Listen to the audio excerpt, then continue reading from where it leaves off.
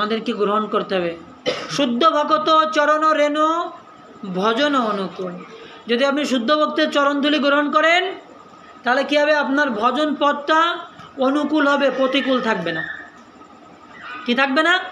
প্রতিকূল থাকবে না। এই যে গত নামহট্টের দিন, আগের দিন একজন ভক্ত এসেছে একটা গীতা নিবে, এই জন্য আর একজন ভক্ত গীতা নেওয়ার কথা, সেও আসবেন, তাকে বলেছে, সে বলছে শোন আমি একটা আসন আগে তৈরি করি, তারপরে আমি গীতা ঘরে আনবো। আর উনি বলছে শোনো আমি তো অনেক দিন ধরে চেষ্টা করতেছি গীতা নেব, তা নেব করে নিয়ে আসছে না, আজকে আমি আর বাড়ি ফিরে যাচ্ছি না, আজকে আমি গীতা নেবই। তা উনি চলে এসেছেন, এসে সব কিছু শোনার পর উনি গীতা নেবেন, তা ওনার মনে আরও ভক্তি বৃদ্ধি হয়েছে। আর উনি গীতা গ্রহণ করে প্রণাম করে কান্না করছে, বলছে প্রভু আমাকে আশীর্বাদ করুন, আমার স্বামী যেন একটু এই পথে আসে, আমাকে আপনার একটু আশীর্বাদ করা লাগবে না, আমার স্বামীকে আশীর্বাদ করুন, আমার স্বামীর কারণে আমি পিছিয়ে যাচ্ছি, আমি সামনে যেতে চাইলেও এগোতে পারি না। আমার স্বামী বলে এই ঘরে বসে কি ঠাকুরকে ডাকা যায় না, ওই অনুষ্ঠানে যাওয়া লাগবে তোর, তা আমার স্বামীর কারণে আমি পিছিয়ে যাচ্ছি, আমি সামনে যেতে পারছি না। তা প্রভু আপনি আমাকে আশীর্বাদ করার দরকার নেই, কান্না করতেছে অনেক জোরে জোরে প্রণাম করে আর গীতা বুকে নিয়ে, যে আমাকে আশীর্বাদ করার দরকার নেই, আমার স্বামীকে একটু আশীর্বাদ করুন, যেন আমার স্বামী এই পথে চলে আসে। আমাদের কোনো অভাব নেই, শুধু একটাই অভাব, যে আমার স্বামী ভগবানে বিশ্বাসী না, আমাকেও আসতে দেয় না। এইভাবে ক্রন্দন করছে, সে উঠতেছেই না, আমি তো বিপদে পড়ে গেছি। সে প্রণাম করছে তো করছে, আর উঠতেছেই না।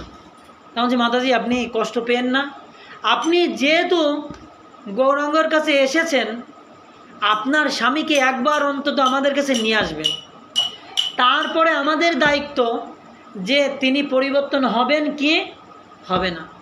বলছে প্রভু এটাই তো পাচ্ছি না আপনাদের এখানে একবার আনতে। তা আমি বললাম যে আগামী শুক্রবার, এই শুক্রবার আমাদের বানিয়াখালীতে একটা অনুষ্ঠান আছে, বৈষ্ণব সেবা সৎসঙ্গ আশ্রম, তার সামনে আপনাদেরও সবার নিমন্ত্রণ, সবাই অবশ্যই যাবেন।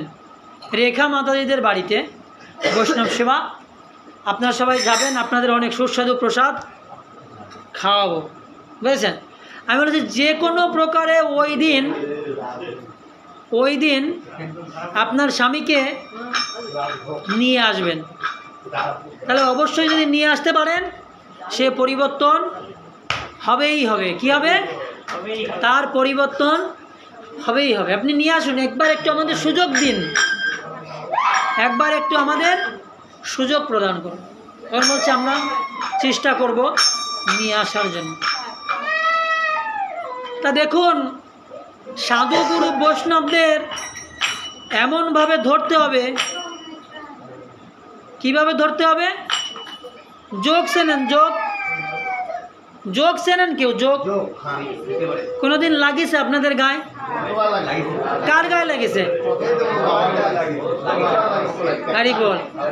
এখন এই যোগটা দেখবেন কোনোভাবেই, কিন্তু এই যোগ যদি একবার আপনাকে ধরে সে ছাড়বেই না। ছাড়বে?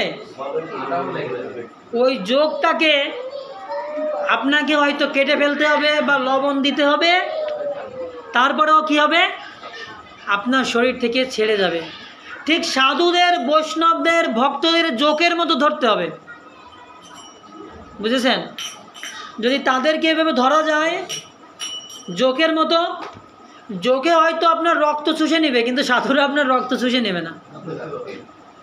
সাধুদের এইভাবে ধরতে হবে ঠিক যোগের মতো।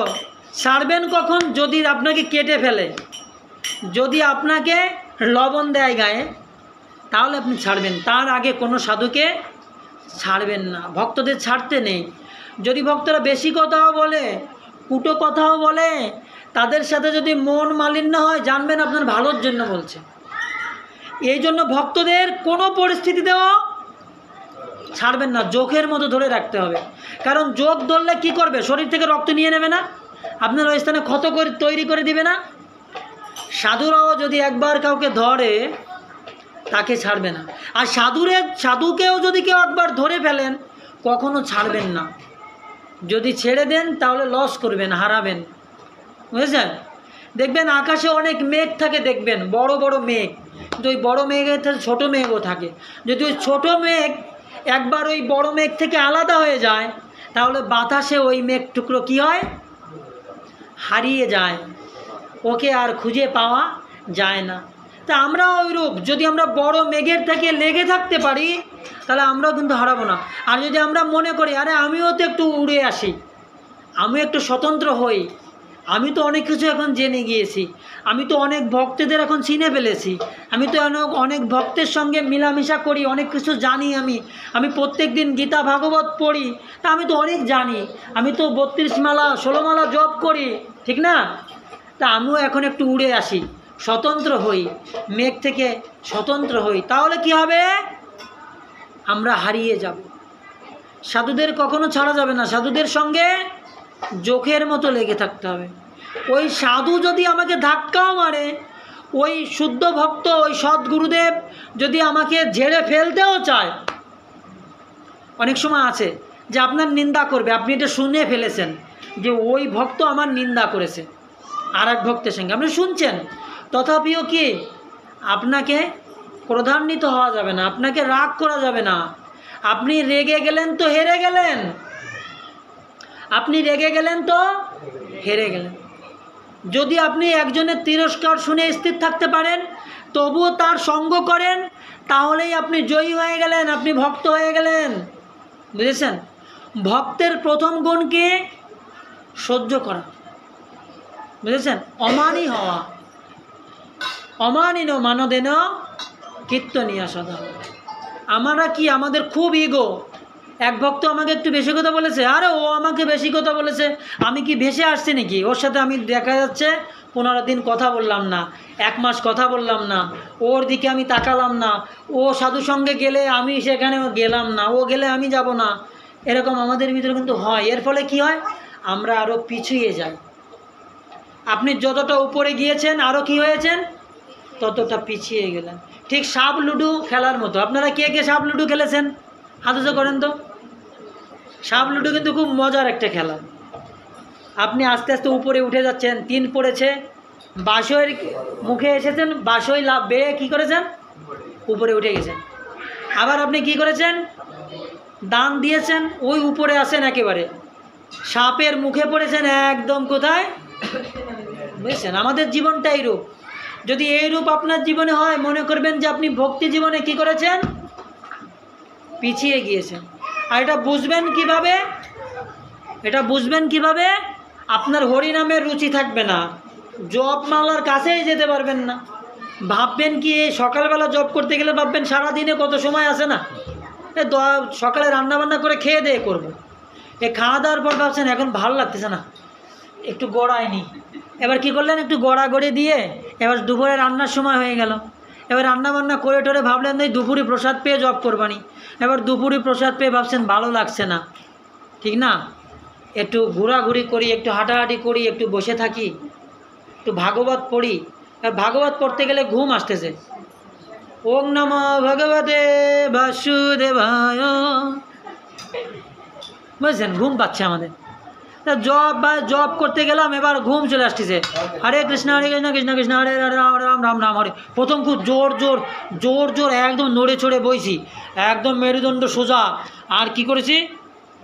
দেখিছে যে রোহিণী সুত প্রভু, তার জব থলির ভিতর একটা এরকম জলের বোতল থাকে। প্রভু জব করার আগে কি করে? হাত ধুয়ে নেয় বা একটু চোখে চোখে দিয়ে নেয়। তা অনেকে আছে এরকম বোতল তৈরি করে নিয়েছে, আমার দেখি দেখে রেখে একদম জল টল দিয়ে ঠিয়ে কী করেছে? একদম একটা আসন পেতে বইছে, একদম মাজা সোজা করে এবার জব শুরু করেছে। জয় শ্রীকৃষ্ণ চৈতন্য প্রভু নিত্যানন্দ শ্রী অদ্বৈত শিবাসাদি গৌরভক্তবৃন্দ। প্রথম শুরু করেছে এরকম নাড়াচাড়া করতেছে, কিন্তু হরে কৃষ্ণ কৃষ্ণ কৃষ্ণ হরে হরে রাম রাম রাম রাম হরে হরে, হরে কৃষ্ণ কৃষ্ণ কৃষ্ণ হরে হরে রাম রাম রাম রাম হরে হরে, হরে কৃষ্ণ কৃষ্ণ কৃষ্ণ হরে হরে রাম রাম রাম রাম হরে হরে, হরে কৃষ্ণ কৃষ্ণ কৃষ্ণ হরে হরে রাম রাম রাম রাম হরে হরে। প্রথমে একটু যদি ঝিমও আসে তখন মনে করে না আমি তো ঘুমাই নেই, হরে কৃষ্ণ কৃষ্ণ কৃষ্ণ হরে হরে রাম রাম রাম রাম হরে হরে, হরে কৃষ্ণ কৃষ্ণ কৃষ্ণ হরে হরে রাম রাম রাম রাম হরে হরে, হরে কৃষ্ণ কৃষ্ণ হরে কৃষ্ণ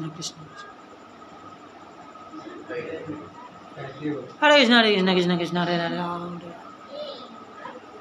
हरे कृष्ण कृष्ण कृष्ण हरे हरे राम राम राम राम हरे कृष्ण हरे राम राम राम राम हरे कृष्ण हरे राम राम राम हरे हरे कृष्ण हरे राम राम राम हरे हरे कृष्ण हरे राम राम हरे যে জব করতেছে ও কিন্তু বুঝতেছে না এবারে ঘুম শেষে দেখাই তো শেষ হয়ে গেছে প্রথমে এক মালা শেষ হয়েছে 10 মিনিটই এবার হয়ে গেছে 3 মিনিটই ভালো তো ভালো জব হচ্ছে কিন্তু যে জব করছে সে কিন্তু কে বুঝতে জানে এবং কিছু সময় পরে যখন ঘুম আসে তখন থুট পরে কোরবানি জব মালা রেখে দিচ্ছে কি না তবে আমাদের কী হচ্ছে আমরা ভক্তি জীবন থেকে আস্তে আস্তে পিছনে চলে যাচ্ছি এবার প্রসাদ খেতে গেলে কিছুই ভালো লাগতেছে না দোষ কি রান্ধ কিছু ভালো লাগে না প্রভু রান্না করে একবার খালি ওইরকম রান্না হলে কি আর মাছ মাংস খাওয়া লাগে কি রান্ধ ভালো লাগে না এটা কি এটা হচ্ছে অপরাধ ভক্তদের চরণে যখন অপরাধ হয় আস্তে আস্তে হরি নামে রুচি থাকে না এরপরে আস্তে আস্তে কী হয় প্রসাদ থেকেও রুচি নষ্ট হয়ে যায় বুঝেছেন সাধুসঙ্গ থেকে রুচি নষ্ট হয়ে যায় এই সপ্তাহে যাবো না সামনের সপ্তাহে নাম হাঁটতে যাবো দোষ এই সপ্তাহে ভাগবত কথা না শুনবো না পরের সপ্তাহে শুনবো কী হয় এটা কি হয় এরকম অবস্থা হয় এই জন্য আমাদের কি করতে হবে সাধুদের কীভাবে ধরতে হবে 1 নাম্বার হচ্ছে জোকের মতো 2 নাম্বার হচ্ছে ছাই দিয়ে ধরতে হবে 2 নাম্বার কী করতে হবে 2 নাম্বার কী করতে হবে ছাই দিয়ে ধরতে হবে দেখবেন অনেক ধরনের মাছ আছে মাছ দেখেছেন আপনারা গায়ে খুব পিচ্ছিল তা ওদেরকে কাটার জন্য কি করতে হয় হ্যাঁ ছাই দিয়ে কাটতে হয় আচ্ছা আমার প্রশ্ন যারা বাসা বাড়িতে থাকে ওরা মনে হয় ছাই আওলাদ করে নিয়ে আসে তাই না ছাই কিনে নিয়ে আসে বর্তমান ছাই কিনতে পাওয়া যায় বুঝছেন বর্তমান ছাই কিনতে পাওয়া যায় তারা কি করে ছাই কিনে নিয়ে আসে ওই মাছ কাটার সময় হাতে ছাই মাখায় কি করলে কি হয় ওই মাছটা সরে যায় ঠিক বৈষ্ণবকে ধরলে 1 নম্বরে ধরতে হবে কিভাবে জোকের মতো বৈষ্ণব যদি ধরে তাহলে কী হবে জোকের মতো ধরতে হবে যদি কোনো বৈষ্ণবকে আপনি ধরেন আর দ্বিতীয়ত যদি কোনো বৈষ্ণবকে ধরেন কি দিয়ে ধরতে হবে ছাই দিয়ে বৈষ্ণব কিন্তু খুব পিচ্ছিল সহজে কিন্তু ধরা দিবে না বুঝেছেন আপনি তার সঙ্গে থাকবেন চলবেন যাবেন বুঝতেই পারবেন না যে কার ভিতর কি আছে ধরা কিন্তু সে দিবে না তাই বৈষ্ণবকে কীভাবে ধরতে হবে ছাই দিয়ে ধরতে হবে বুঝেছেন জোকের মতো আর ছাই দিয়ে যদি ধরতে পারেন তাহলে কি হবে ভগবত কৃপা লাভ করে ভব সিন্ধু পার চলে যেতে পারে কে যাবে রে ভাই ভব সিন্ধু পার বুঝেছেন তো এইভাবে আমাদের সাধুসঙ্গ করতে হবে দেখুন আজকে যে সাধুসঙ্গটা এই সাধুসঙ্গের মূল্য টাকা দিয়ে হবে না মাধব তিথি আজকে এরপরে চাতুর্মাস ব্রতের ভিতর আবার ভাদ্র মাস আজকে চলে যাচ্ছে ভাদ্র সংক্রান্তি মানে প্রত্যেকটা মাসের শেষ একটা গুরুত্বপূর্ণ আজকে হচ্ছে কি আমাদের এই অঞ্চলে বিশ্বকর্মা পুজো এবং এটাকে সারানি বলা হয় কি বলা হয় সারানি কেন মানে এই দিন সবাই সারে গিরিয়ে সব ধুয়ে পরিষ্কার পরিচ্ছন্ন করে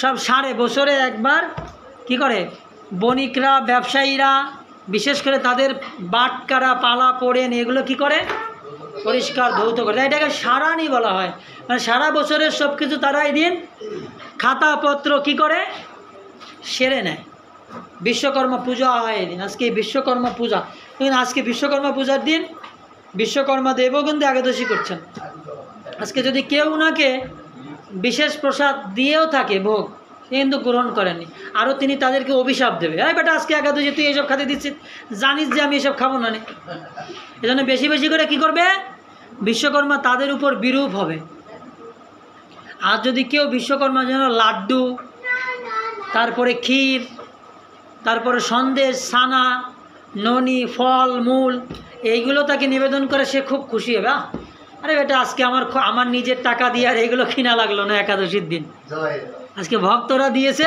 তোদের আশীর্বাদ করি তোরা বড় হ উত্তর ব্যবসা বাণিজ্য বৃদ্ধি হোক তোদের কল্যাণ হোক বুঝেছেন তো এই বিশেষ দিনে আপনারা যে সাধুসঙ্গ করছেন আমাদের রামের মা স্কয়ার আইসে আজকে 2 রামের মা একসাথে ঠিক আছে।